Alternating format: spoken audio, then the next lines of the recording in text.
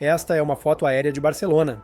Olhando para ela, você vai notar que a cidade inteira é basicamente construída nesses blocos em formato de quadrado. Eles são conhecidos como manzanas, um plano urbano ambicioso que foi criado para ajudar os bairros a se tornarem mais acessíveis para pedestres e recuperar espaço para a comunidade. Por isso, Barcelona deve agradecer especialmente a Ildefons Cerdà.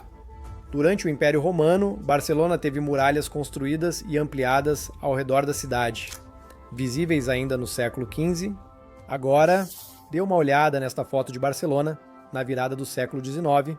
Ela continua presa pelas mesmas muralhas, agora reforçadas por uma cidadela para suprimir ameaças e manter a cidade confinada. Barcelona não podia se expandir. Por séculos a população aumentou, mas o território permaneceu o mesmo. Na década de 1850, Barcelona tinha 856 habitantes por hectare, enquanto Paris tinha apenas 400, tudo dentro das muralhas. Isso, por sua vez, fez com que a cidade quase literalmente sufocasse.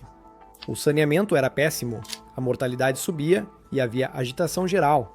Só então decidiram derrubar as muralhas, e aí entra Ildefons Cerdà. Conhecido como um dos maiores urbanistas de todos os tempos, ele foi quem acabou projetando Barcelona. Este é o plano modificado de 1859 de Cerdà para a expansão de Barcelona. Ele sugeriu unir a cidade antiga aos vilarejos ao redor.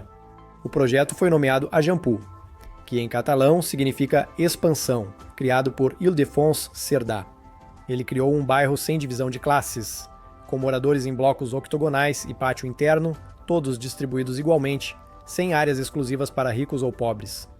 Cada manzana, termo espanhol para maçã ou quarteirão, seria construída em 2 ou 3 lados, com 16 metros de altura, 20 de largura e espaço verde recreativo entre elas.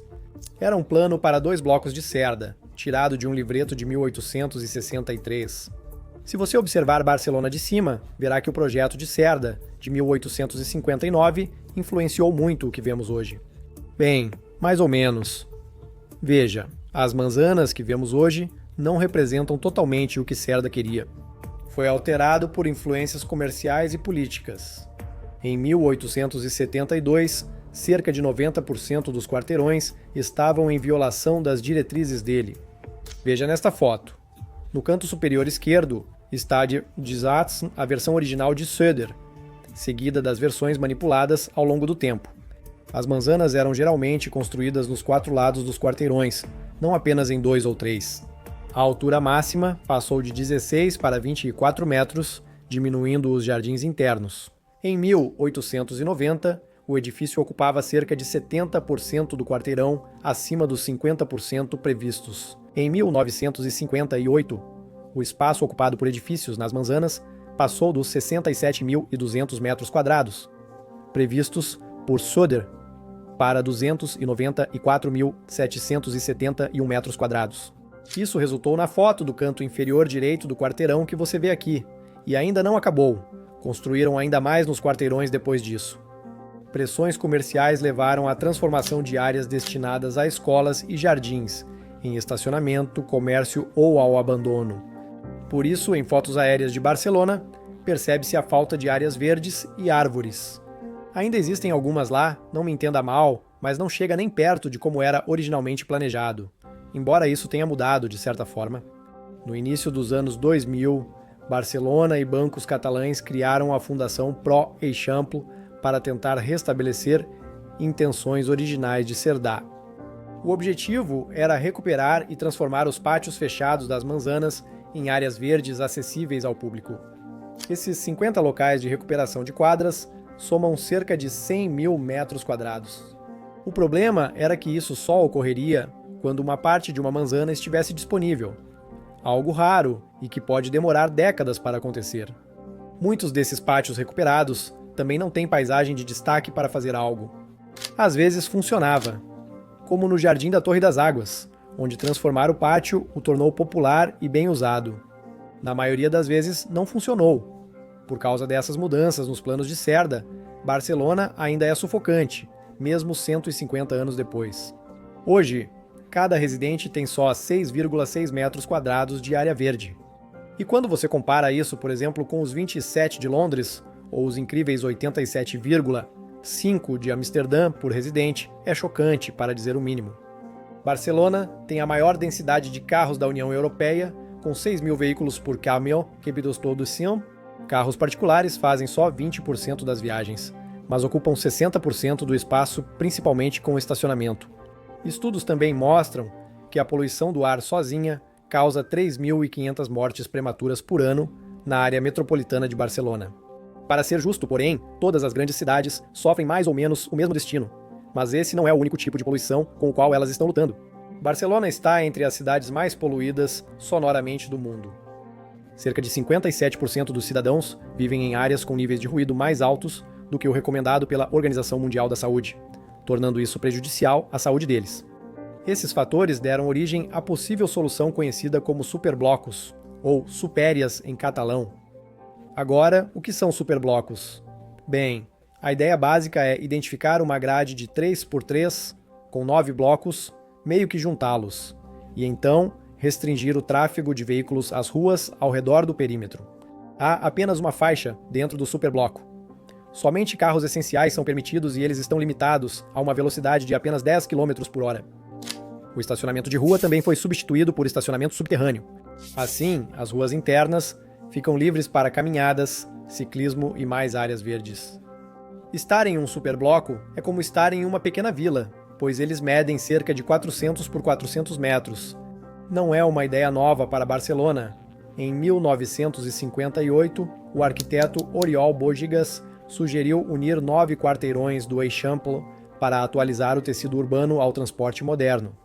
A ideia realmente nasceu no final dos anos 1980, quando Barcelona se preparava para sediar as Olimpíadas de Verão de 1992. A cidade contratou Salvador Rueda para criar uma solução e reduzir o ruído para 65 decibéis, conforme recomendação internacional. Ele descobriu que a maior fonte de ruído era o tráfego de veículos nos bairros residenciais, e isso, obviamente, era o que precisava ser mudado. Assim surgiu o Superbloco. O primeiro foi criado em 1993 no bairro de Auburn, e desde então, mais 6 foram implementados. Os resultados, para dizer o mínimo, têm sido impressionantes. Pegue, por exemplo, os 2 superblocos localizados em Grafia. Um estudo mostrou que após os superblocos, o deslocamento a pé aumentou 10% e o uso de bicicletas 30%, enquanto o tráfego de veículos caiu 26% na área geral e 40% dentro do superbloco. No superbloco em Saint-Anthony, desde sua implementação, 82% dos carros sumiram das ruas. O dióxido de nitrogênio caiu 33% em alguns cruzamentos retomados por pedestres e a poluição sonora diminuiu 4,7 decibéis. Posso resumir dizendo que os superblocos funcionam. Por isso, Barcelona planeja criar mais 503 ao longo do tempo. Embora pareça muito, o custo é de cerca de 300 milhões de dólares. O dinheiro pode ser recuperado rápido, pois superblocos também ajudam a economia. Veja o exemplo do superbloco de Poblenou. Desde a transformação, cerca de 20 novos negócios foram abertos, elevando a atividade comercial em mais de 30%. Além disso, 75% da área antes ocupada por carros foi liberada.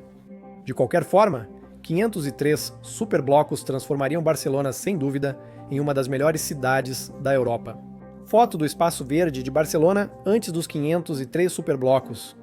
E depois? É incrível. Se o plano for bem executado, as viagens em carros particulares, hoje, em 1,2 milhão por semana, cairiam para 230 mil devido ao maior uso de transporte público, bicicleta e caminhada. Isso liberaria até 60% da área de tráfego para espaços públicos e infraestrutura verde, além de salvar vidas. Um estudo de 2019 mostrou que a implementação dos 503 superblocos em Barcelona poderia evitar 667 mortes prematuras. Porém, há um problema: tornar a cidade mais verde aumenta a gentrificação. Cada superbloco criado, mesmo com bons resultados, levou à expulsão de moradores locais e entrada de dinheiro estrangeiro. O problema ainda está em estudo, mas precisa ser resolvido para Barcelona atingir seu potencial. Obrigado por assistir.